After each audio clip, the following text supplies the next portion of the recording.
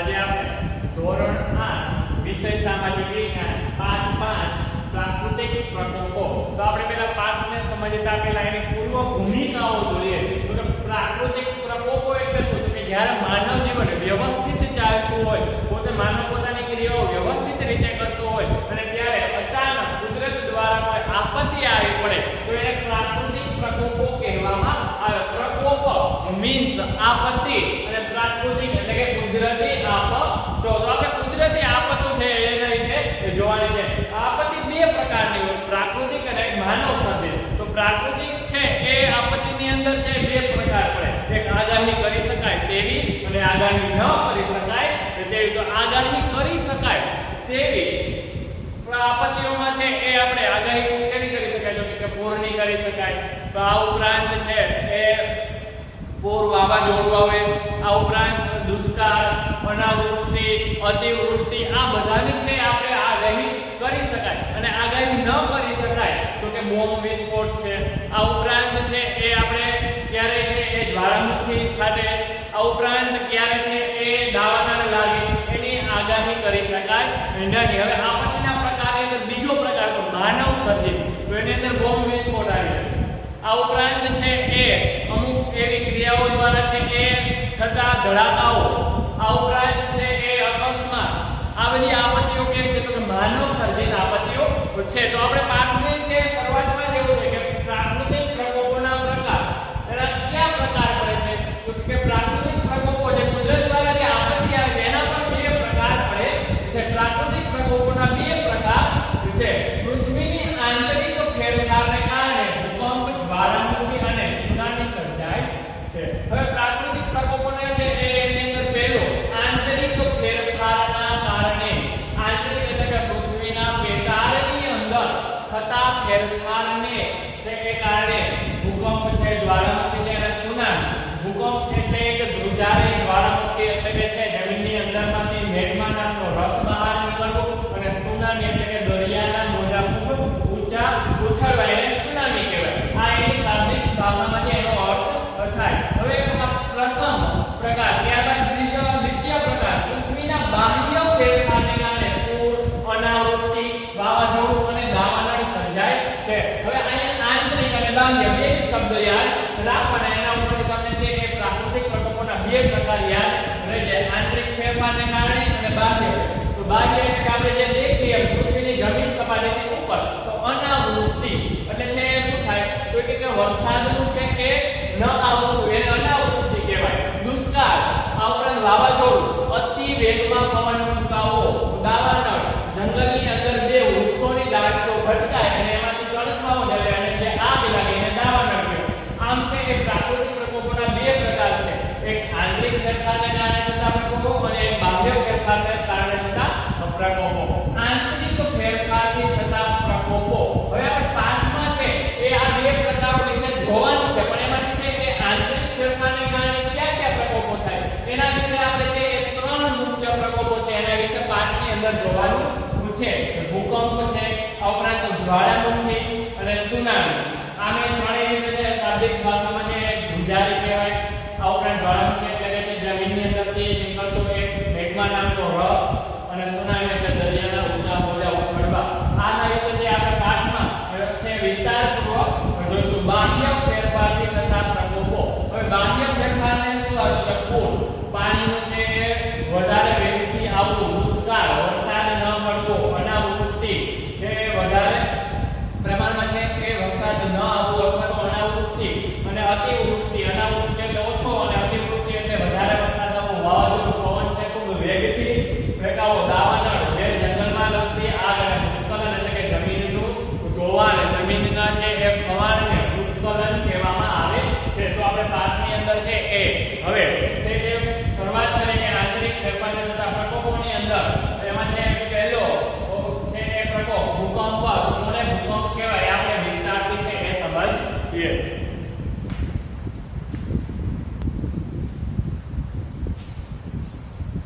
ભૂકંપ કોને કહેવાય? તો ભૂકંપ એટલે એક આકસ્મિક ધ્રુજારી, જે ધ્રુજારી આવે જમીન ઉપર એને ભૂકંપ કહેવાય. પણ ભૂકંપની જે એ ચોક્કસ વ્યાખ્યા કંઈક આવી છે. પૃથ્વીના પેટાળમાં થતી ઝડપી ભૂસંચલન અને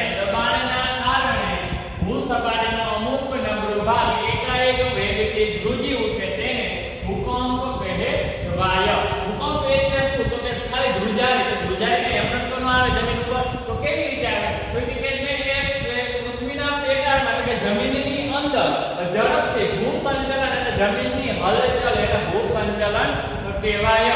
અને દબાણ અંદરથી છે એ દબાણ આવે અને હલચલ થાય જમીન અંદરથી. આથી છે અંદરની જમીન હલચલ થાય તો ઉપર શું થાય? ધ્રુજારે અમુક એવો નબળો ભાગ એકાએક વેગથી ધ્રુજી ઉઠે. એ ધ્રુજી ઉઠવાને શું કહેવાય? ભૂકંપ કહેવાય.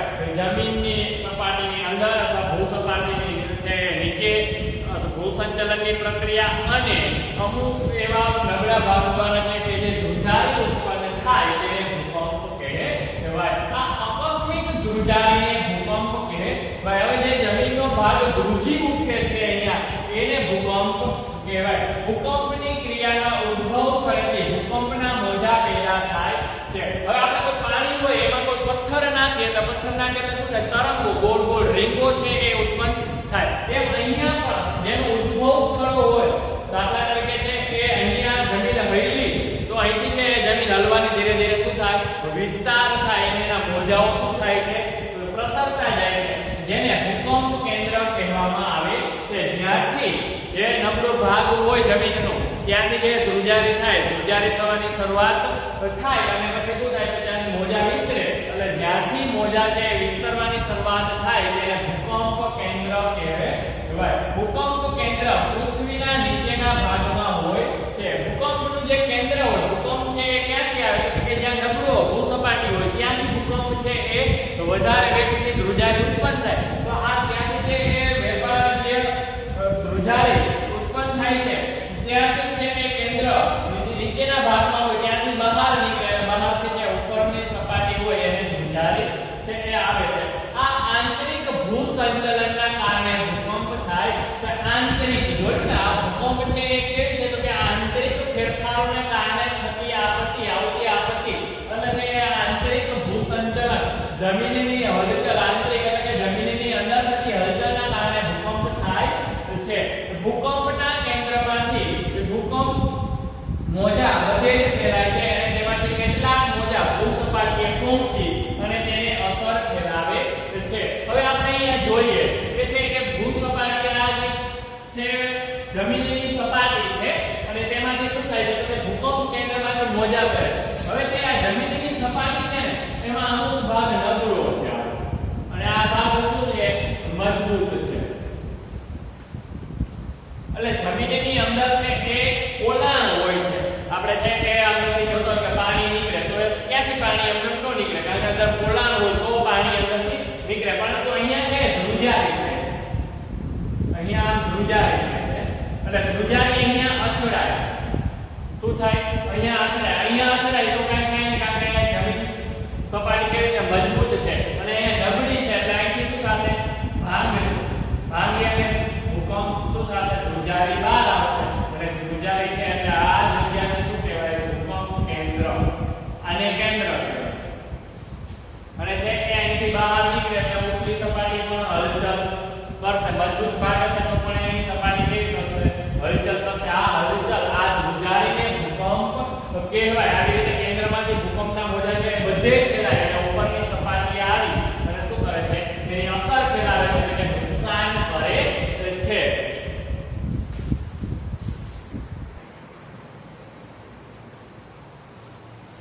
ભૂકંપ કેન્દ્રથી પૃથ્વીની સપાટીના નજીકના સ્થળ કે કેન્દ્રને ભૂકંપ નિર્ગમન કેન્દ્ર કહે છે. યાદ રાખજો, ભૂકંપ નિર્ગમન કેન્દ્ર એટલે શું? તો ભૂકંપ જ્યાંથી છે એ નીકળે છે, જે જમીન છે એ હલકી છે ત્યાંથી એના નજીકના સ્થળેથી જ્યાં મોજા ફેલાવાની શરૂઆત થાય છે ભૂકંપ નિર્ગમન કેન્દ્ર કહેવાય. દાખલા તરીકે પાણીની અંદર જો તમે જ્યાં પથ્થરો નાખો એ પથ્થરો જ્યાં પડે એને ભૂકંપ નિર્ગમન કેન્દ્ર, એને નિર્ગમન કેન્દ્ર કહેવાય. કારણ કે ત્યાંથી શું થાય? પાણીના મોજા છે એ ઉત્પન્ન થાય. એવી રીતે અહીંયા જે ભૂકંપ નિર્ગમન કેન્દ્ર જ્યાંથી ભૂકંપ છે સપાટી દ્વારા જે હલકી સપાટી દ્વારા બહાર નીકળે તે જગ્યાને ભૂકંપ નિર્ગમન કેન્દ્ર અથવા તો તે કોઈ સ્થળે તો એને ભૂકંપ નિર્ગમન કેન્દ્ર કહેવાય. 2001 માં આવેલા ભૂકંપનું નિર્ગમન કેન્દ્ર છે એ કચ્છ જિલ્લો હતો. કચ્છમાં જે ભારે નુકસાન થયું હતું અને ત્યાંથી તે ભૂકંપ નિર્ગમનનું કેન્દ્ર પણ હતું.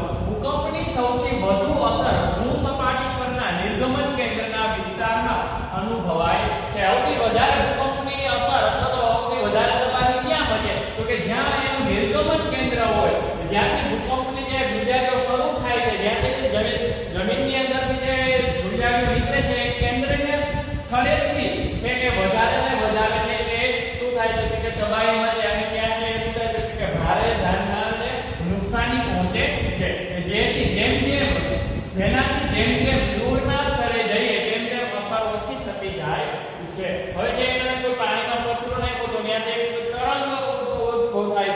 જેમ જેમ આમ મોટું થતું જાય એમ શું થાય તો કે લુપ્ત થતું જાય છે, દેખાતું નથી. એમ અહીંયા પણ ભૂકંપનું જે નિર્ગમન કેન્દ્ર હોય ત્યાંથી જેમ જેમ તમે દૂર જાઓ તો ત્યાં જે શું થાય છે કે ત્યાં જે ભૂકંપની અસર ઓછી હોય. 2001 માં આવેલા ભૂકંપમાં છે કચ્છ એનું નિર્ગમન કેન્દ્ર હતું, પણ ત્યાંથી જે તમે અમદાવાદ જાઓ તો અમદાવાદ એની એટલી બધી અસર હતી નહીં.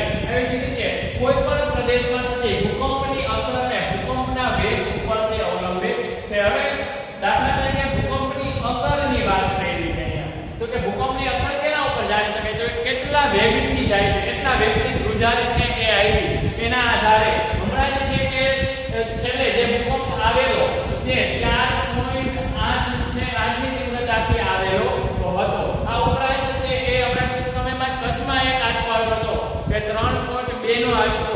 તો આ ટૂંક સમયમાં આવેલા આંચકાઓ દ્વારા છે એ જાણી શકાય કે એને કેટલી અસર થાય.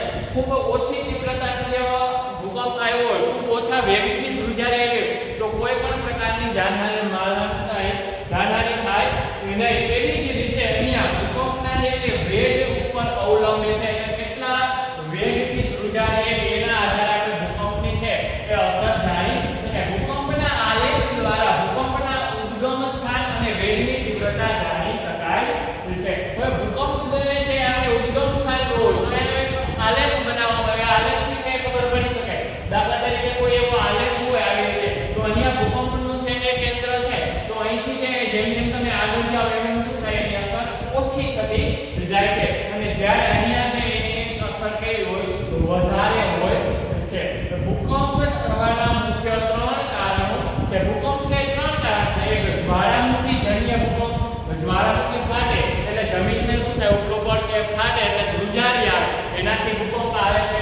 વિભંગજન્ય ભૂકંપ એટલે કે જમીનની અંદર અમુક એવા ભંગાણો થવાને કારણે જે ધ્રુજારીઓ આવે છે, અમુક એવા ખડકો છે એ ઓગળવાના કારણે જે ધ્રુજારી આવે વિભંગજન્ય ભૂકંપ કહેવાય. અને ભૂસંતુલનજન્ય ભૂકંપ તે અંદર સંતુલન જળવાઈને એને જે હલચલ થાય તેના કારણે જે ધ્રુજારી આવે તેને છે એ ભૂસંતુલનજન્ય ભૂકંપ કહેવાય છે. પૃથ્વીનું કેન્દ્રબિંદુ ભૂસપાટીથી લગભગ 6378 કિમી જેટલું દૂર આવેલું છે. આપણે પૃથ્વી આવી રીતે ગોળ છે તો એનું કેન્દ્રબિંદુની વાત કરવામાં આવી છે. તો એનું કેન્દ્રબિંદુ કેટલું દૂર આવેલું છે તો કે 6378 કિમી જેટલું દૂર આવેલું છે. ભૂકંપ એટલે એક આકસ્મિક ધ્રુજારી અથવા તો છે એ જમીનની અંદર થતા રહેલા છે ભૂસંચલન અને દબાણને કારણે જે ધ્રુજારી ઉત્પન્ન થાય તેને ભૂકંપ કહેવાય. ભૂકંપની જે ધ્રુજારી જ્યાંથી ઉત્પન્ન થાય તે સ્થળને અથવા તો છે તે સપાટીને ભૂકંપ નિર્ગમન કેન્દ્ર કહેવાય. અને આ નિર્ગમન કેન્દ્રમાં છે એ વધારે નુકસાન છે. ભૂકંપ નિર્ગમન કેન્દ્રથી જેમ જેમ દૂર જતા જાવ તેમ તેમ એની અસર ઓછી જોવા મળે છે, અને તેની અસર અને તીવ્રતા જાણવા માટે છે આલેખનો ઉપયોગ થાય છે. આ ભૂકંપની છે એ મુખ્ય છે એ બાબતો હતી તેને ધ્યાનમાં રાખીને ભૂકંપ વિશે છે એ લખી શકાય. આમાં મુખ્ય એક જ પ્રશ્ન પૂછાય છે ભૂકંપ થવાના મુખ્ય કારણો જણાવો. આવી રીતે યાદ રાખવા કે ભૂકંપ થવાના મુખ્ય કયા 3 કારણો જ્વાળામુખી જન્ય ભૂકંપ, વિભંગજન્ય ભૂકંપ અને ભૂસંતુલનજન્ય ભૂકંપ.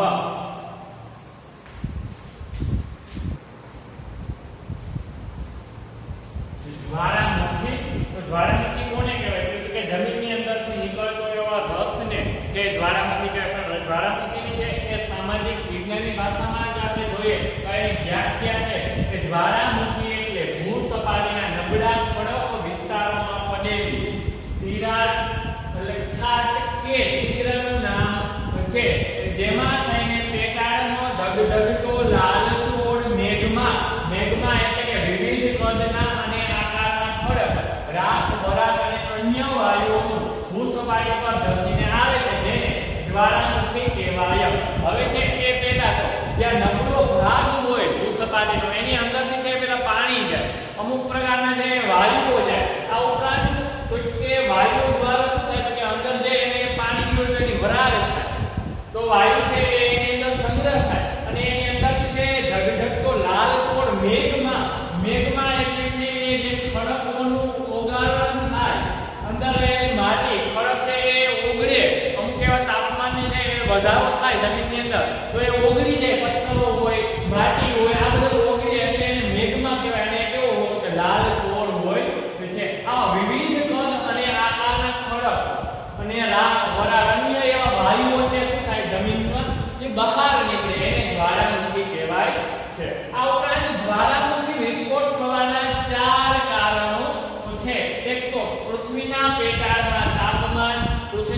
અંદર તાપમાન વધે તો છે એની અંદર રહેલા ખડકોનું છે શું થાય ઓગળે અને ઓગળવાથી એની અંદર રહેલો ભારે વાયુ શું કરે દબાણ કરે આ ઉપરાંત પ્રવાહી મેઘમાની ઉત્પત્તિ જો હવે છે અહીંયા તાપમાન વધ્યું એટલે શું થાય મેઘમાની ઉત્પત્તિ થાય મેઘમાં છે એટલે અમુક ખડકો છે ઓગળ્યા એટલે મેઘમાં બન્યો અને વાયુ અને વરાળનો ઉદ્ભવ હવે કોઈ પણ વસ્તુ ગરમ થાય એટલે એની અંદર રહેલો પાણીનો ભાગ છે વરાળ બને એટલે છે એ વરાળનો ઉદ્ભવ થાય ત્યારબાદ મેઘમાનું ભૂસપાટી તરફનું વહન એટલે કે છે જમીનની અંદરથી જે છે કે પ્રવાહી જમીન ભૂસપાટી તરફ આવે એનું વહન કહેવાય એટલે ભૂસપાટી પર આ તરફ આવવું એટલે કે વહન થવું આ ચાર વસ્તુ થાય આ ચાર વસ્તુનો સરવાળો થાય ત્યારે જ્વાળામુખી છે એ બને છે આ ઉપરાંત મેઘમાં નીચે રહેલા ભારે વાયુને મેઘમાને ઉપર તરફ ધકેલે છે અને ઉપરના નબળા કડક વિસ્તારોની તિરાડો કે ખાતો દ્વારા પ્રવેશેલા પાણી અને વરાળ છે એ દ્વારા ઉદ્ભવ થાય છે દાખલા તરીકે અહીંયા કે એક જમીન સપાટી આવેલી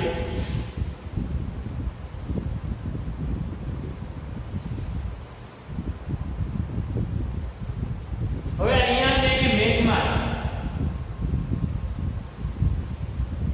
હવે આ મેઘમાને છે શું કરશે નીચેથી વાયુ ધકેલે છે અહીંયા વાયુ એટલે આ મેઘમાં છે ઉપર જશે ઉપર અથડા અહીંયા અથડા પણ અહીંયા મજબૂત જમીન હોવાને કારણે અહીંયા છિદ્ર છે ક્યાંક તિરાડો છે એટલે શું થશે અહીંયા અથડાશે પણ અહીંયા કઈ થશે નહીં પરંતુ વધારે દબાણને કારણે એ તિરાડો છે જે ફાટ થયેલી હોય છિદ્રો હોય તેના માર્ગે શું કરશે બહાર નીકળશે એટલે આ બહાર અહીંથી શું થાય અહીંથી જ્વાળામુખી બહાર નીકળો તો કહેવાય આવી રીતે છે કે ભારે વાયુ જ્યારે દબાણ કરે અંદર તાપમાન વધી જાય એટલે એવો રસ બને અને આ રસને છે વાયુના દબાણને કારણે છિદ્ર અથવા તો તિરાડ માર્ગે શું થાય બહાર નીકળે છે જેને જ્વાળામુખી કહે વાયુ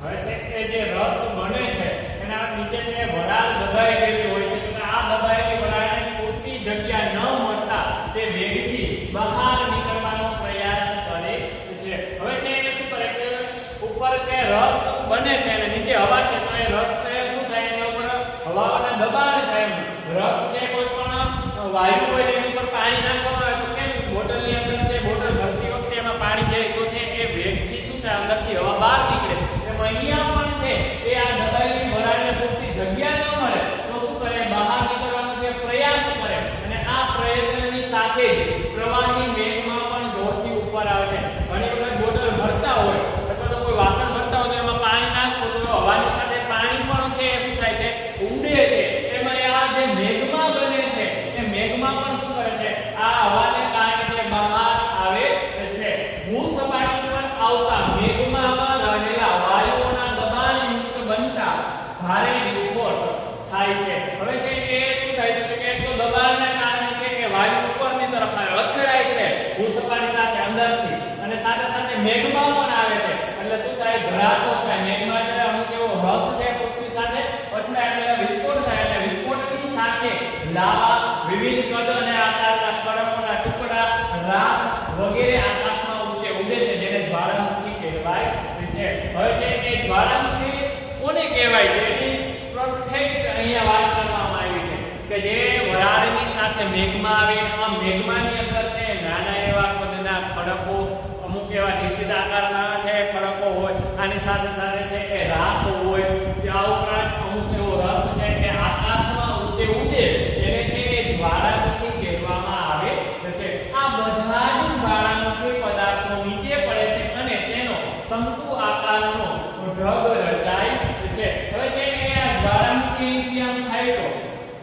એટલે એ ઊંચે ઊંચે જાય છે પરંતુ કે નીચે આવે એટલે કેવું થાય શંકુ આકારનો ઢગ થાય છે ઢગલો થઈ જાય પર્વત બની જાય શંકુ આકારનો છે એ પર્વત બની જાય છે જો વરાળ અને વાયુના પ્રમાણમાં વધુ હોય તો ભૂસપાટી ઉપર ફાટનું છિદ્ર હોય તો ભયંકર વિસ્ફોટ થાય છે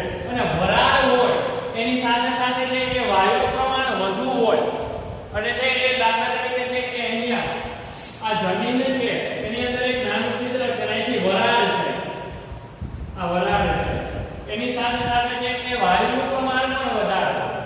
અમુક પ્રકારના અહીંથી ઓક્સિજન જો નાઇટ્રોજન જો આ બધાનું પ્રમાણ વધારે.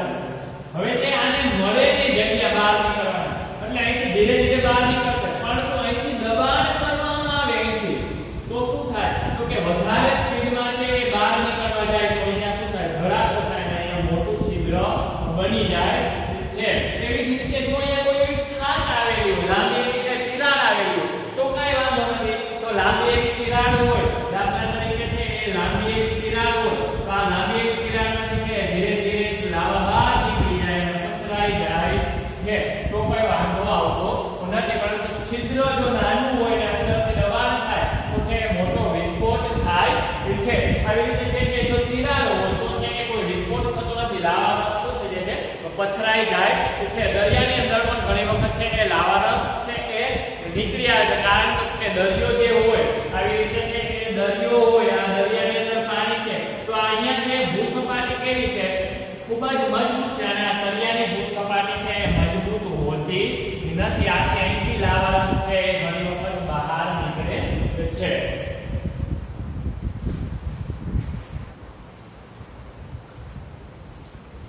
જ્વાળામુખીના મુખ્ય 3 પ્રકારો છે. એક સક્રિય જ્વાળામુખી, બીજો સુસુપ્ત જ્વાળામુખી અને ત્રીજો મૃત જ્વાળામુખી. સક્રિય એટલે વિસ્ફોટ સાથે જે બહાર આવે એને સક્રિય કે સુસુપ્ત એટલે કે લાંબી એવી તિરાડોમાંથી ધીરે ધીરે આવીને છે પથરાય એને સુસુપ્ત કહેવાય. મૃત એટલે કે છે એ અમુક એવા છિદ્રોમાંથી છે થોડા એવા પ્રમાણમાં જે જ્વાળામુખી બહાર નીકળે એને મૃત જ્વાળામુખી કહેવાય છે. આમ ભારતમાં અંદમાન અને નિકોબારના દ્વીપ સમૂહમાં માત્ર એક જ જગ્યાએ જ્વાળામુખી આવેલો છે. ભારતમાં કઈ જગ્યાએ જ્વાળામુખી આવેલો છે આવો પ્રશ્ન પૂછાય કે અંદમાન અને નિકોબારના દ્વીપ સમૂહમાં એક જગ્યાએ છે એ જ્વાળામુખી આવેલો છે. જ્વાળામુખીનો વિસ્ફોટ જે પ્રદેશમાં થાય ત્યાં ભારે વિનાશ સર્જાય છે.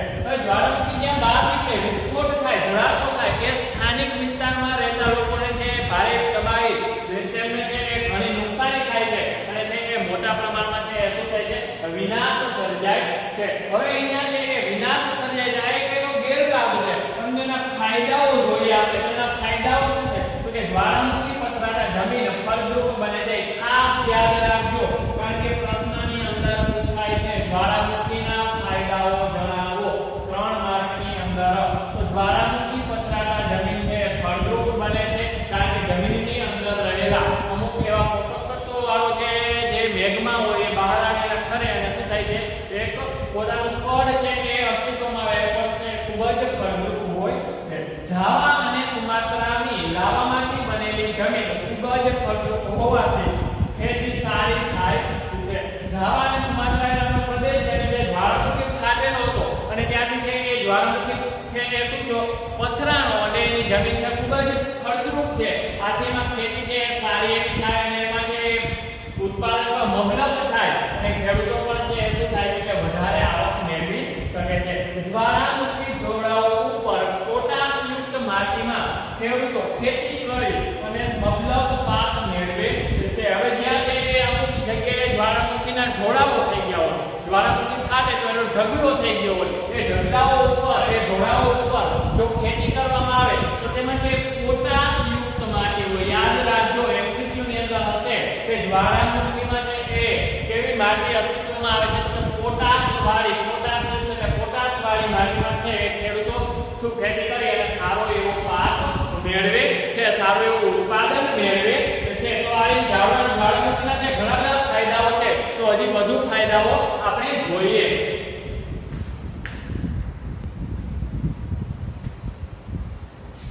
જ્વાળામુખીના ફાયદાઓની અંદર આપણે જોઈ રહ્યા છીએ તો કે જ્વાળામુખી વિસ્તારમાં ગરમ પાણીના જરામાં જંતુનાશક દ્રવ્ય હોવાથી ચામડીના દર્દીઓ માટે આશીર્વાદ રૂપ બને છે. હવે ચામડીનો રોગ હોય તો પણ છે કે જ્યાં સલ્ફરનું પ્રમાણ જમીનની અંદર વધારે ત્યાંથી છે ગરમ પાણી નીકળી આવે છે, ગરમ પાણીના જરા હોય છે.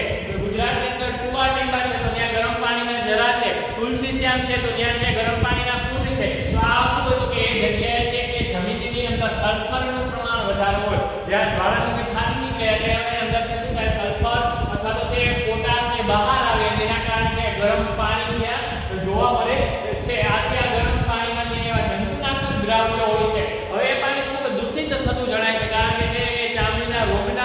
બધા એમાં નાય છે, આથી પાણી જંતુઓ વાળું થાય છે અને આપણે માટે નુકસાનકારક. પરંતુ એ ગરમ પાણી દર્દીઓ માટે શું છે, આશીર્વાદ રૂપ છે. એના જે ગરમ પાણી હોય એના દ્વારા છે કે ચામડીના રોગ મટી જાય છે. જ્વાળામુખીને કારણે પારો, એન્ટિની, સીસુ, જઠર, ટંગસ્ટન, ક્લાઇડ વગેરે ધાતુમય ખનિજો ભૂસપાટીથી થોડા જ ઊંડાઈએ પ્રાપ્ત થાય છે. હવે છે અહીંયા જમીન છે, આ જમીન છે, હવે એની અંદર છે કે અહીંયા જ બધી ધાતુ જોવા મળે છે.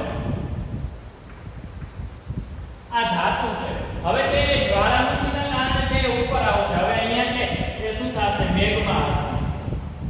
આ મેગ્માના કારણે આ ધાતુઓ શું થશે, હવાના દબાણને કારણે ઉપર આવશે અને પછી જમીન ખોદતા જ છે આપણને થોડીક જ ઊંડાઈથી છે આ ધાતુઓ, ખનિજમય ધાતુઓ આપણને પ્રાપ્ત થાય છે. જ્વાળામુખી નાળીમાં લાવારસ ઠરતા અને કાર્બન ઉપર દબાણ આવતા સમય જતા તેમાંથી હીરા બને છે. દાખલા તરીકે અહીંથી જ્વાળામુખી નીકળ્યું, અહીંથી જ્વાળામુખી નીકળ્યું તો આ જે જ્વાળામુખી નાળી છે અને આમાં જે કાર્બનનું દબાણ છતાં આમાં એવા ખડકોના કારણે કાર્બનનું દબાણ છતાં જે પથ્થર છે એ પથ્થરમાંથી શું બને છે, હીરાઓ બને છે. હીરા માટેના પથ્થરો મળી આવે છે. જ્વાળામુખીમાંથી ફેંકાતા વિખંડિત ખડક પદાર્થના નાના નાના પથ્થરોને છે કે લાપીલી કહેવાય છે. લાપીલીના પથ્થરો અમુક જગ્યાએ છે કે લાપીલીના પથ્થરોમાંથી છે બનાવવામાં આવતી મૂર્તિઓના ઉદ્યોગો હોય છે. તો આ લાપીલીના પથ્થરો છે એ શું છે, તો કે જ્વાળામુખીના કારણે જે બહાર નીકળેલા નાના નાના પથ્થરો હોય એને લાપીલી કહેવાય. આ લાપીલીને મનગમતા ઘાત આપી શકાતો હોવાથી ખૂબ ઉપયોગી પુરવાર થાય છે. હવે આ લાપીલીના પથ્થરો એને મનગમતો ઘાત આપી શકાય, એમાંથી કોઈ પણ મૂર્તિ બનાવી શકાય અને કોઈ પણ છે આકાર આપી શકાય. આથી છે ખૂબ જ મૂર્તિ બનાવવામાં અથવા અમુક એવી વસ્તુઓ બનાવવામાં ખૂબ જ છે કે ઉપયોગી પુરવાર છે. તો અહીંયા જ્વાળામુખી છે એ પૂર્ણ થાય છે. હવે છે કે આપણે સુનામી વિશે છે કે વિગતે જોઈએ.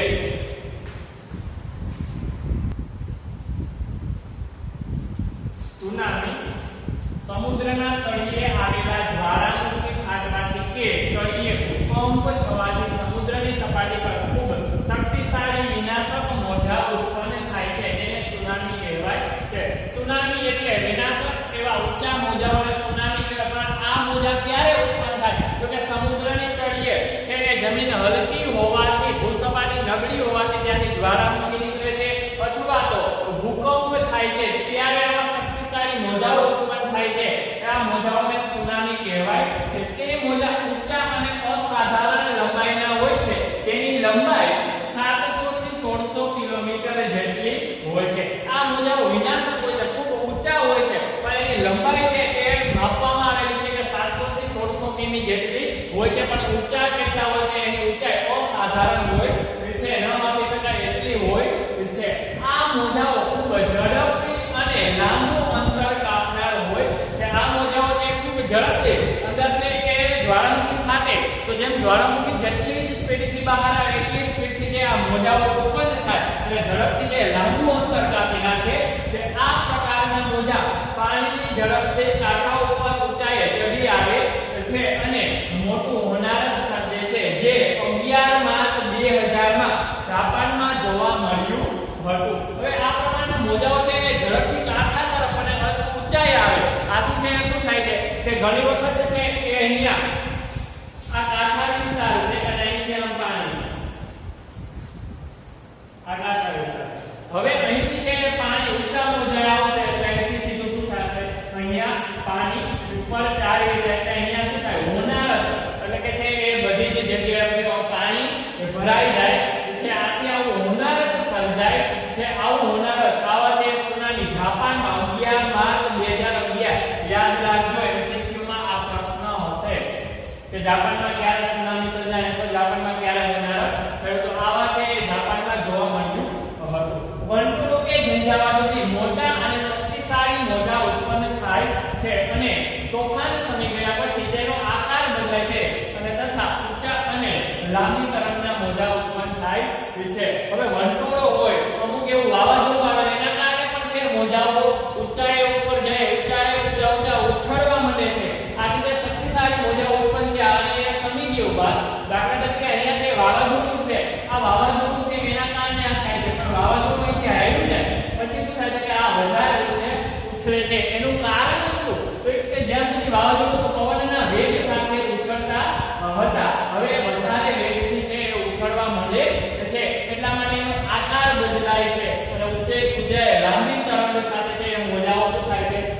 જમીન ઉપર ધસી આવે છે.